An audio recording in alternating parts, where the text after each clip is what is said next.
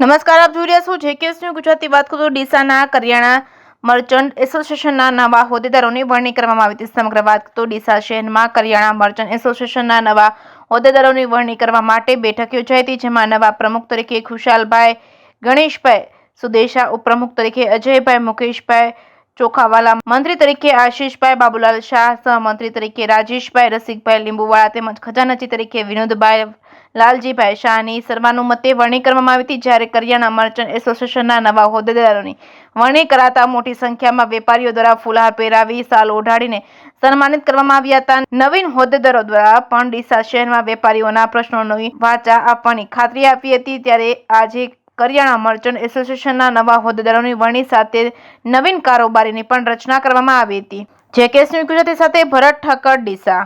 Deesa કરિયાણા merchant association Deesa નવા પ્રમુખ તરીકે દરેક સમાજે મારી નિમણૂક કરેલ તે બદલ દરેકનો આભાર માનું છું. કરિયાણા મર્ચન્ટ એસોસિએશનની આજે એક નિમણૂક કરવામાં આવી તે જનરલ બોર્ડમાં અમારે નક્કી થયું હતું કે 5 જણના લવાદ મળ્યા હતા. 5 જણના લવાદમાં જગદીશચંદ્ર શંકરલાલ મોદી એટલે હું હતો, રમેશભાઈ દેલવાડિયા જે ભાજપના શહેર પ્રમુખ છે એ હતા, પછી પિનલભાઈ નાસરીવાલા હતા, પ્રકાશભાઈ અગ્રવાલ હતા અને ભરતભાઈ સુંદેસા હતા, ભરતભાઈ દેવડા હતા. આજે અમે 5 જણે ભેગા થઈને બધાના મંતવ્ય લીધા અને મંતવ્ય લીધા પછી નવી કારોબારી રચના કરવામાં આવી.